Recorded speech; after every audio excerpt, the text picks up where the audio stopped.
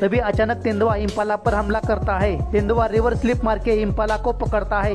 दोनों गड्ढे में गिरते हैं। तेंदुए ने शिकार तो की, लेकिन तभी वह हर बार की तरह फिर की हाइना टपकता है। हाइना नजदीक जाकर ऊपर से देखते हुए हंसने लगता है। जानी पहचानी हंसी सुनते ही तेंदुआ टेंशन में आता है। हाइना आगे बढ़ते ही तेंदुआ घास खा रहे इस मेल इम्पाला पर तेंदुआ सरप्राइज अटैक करता है। 10 सेकंड में वह इम्पाला को पकड़ के कोपचे में गिराता है। शिकार तो पकड़ लिया, लेकिन इस शिकार पर किसी तीसरे का हक है। थोड़ी ही देर में यहाँ थर्ड पार्टी होने वाली है। अगर आपको भी मालूम है कि हर बार की तरह थर्ड पार्टी कौन करता है तो कमेंट में ईमानदारी के साथ बताना, ओके। काफी सारे इम्पाला चुपचाप घास खा रहे थे। उनकी ओर एक तेंदुआ धीरे धीरे बढ़ने लगता है। वह एक मेल इम्पाला को देखता है। इम्पाला के बड़े बड़े सिंग देखते ही तेंदुए की पड़ती है। तेंदुआ सोचता है इसे पकड़ूंगा तो ये मेरी ही कह के लेगा। वह प्लान बी को अंजाम देने आगे बढ़ता है। कुछ ही दूरी पर एक मादा इम्पाला रास्ता क्रॉस करती है।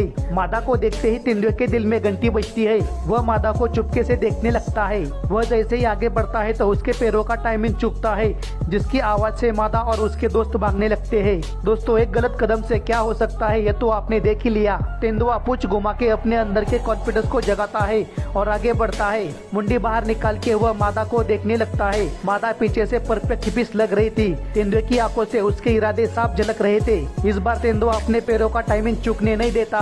3 तक गिनते ही तेंदुआ बाहर आता है। मादा कुछ समझ पाती तब तक तेंदुआ उसे बाहों में दबोच लेता है और अगले ही मिनट वह मादा को कोपचे में ले जाने लगता है। सारी पलटन कान फैला के क्यूरियस नजरों से देखने लगते हैं। तभी ये इम्पाला बोलता है, इसका गेम तो हो गया। ठीक 10 मिनट बाद मादा किसी पुराने हिंदी फिल्म के हीरोइन की तरह झूमते हुए बाहर आती है। इसके भागने के अंदाज को देख अंदर बहुत कुछ बताने लायक हुआ होगा। तेंदुआ हंसते हुए वापस लौटने लगता है। वापस आते वक्त वह देखता है कि इम्पाला अभी भी वही खड़ा है जिसे इसने सबसे पहले देखा था। तेंदुआ कुछ तूफानी करने का सोचने लगता है। वह ऊपर जाकर अपनी आक्रामक पोजीशन में आता है। मुझे ये समझ में नहीं आ रहा कि तेंदुए में इतना कॉन्फिडेंस अचानक कहां से आया। वह पूंछ से हमला करने की प्लानिंग बनाता है। तभी अचानक तेंदुआ इम्पाला पर हमला करता है। तेंदुआ रिवर स्लिप मार के इम्पाला को पकड़ता है।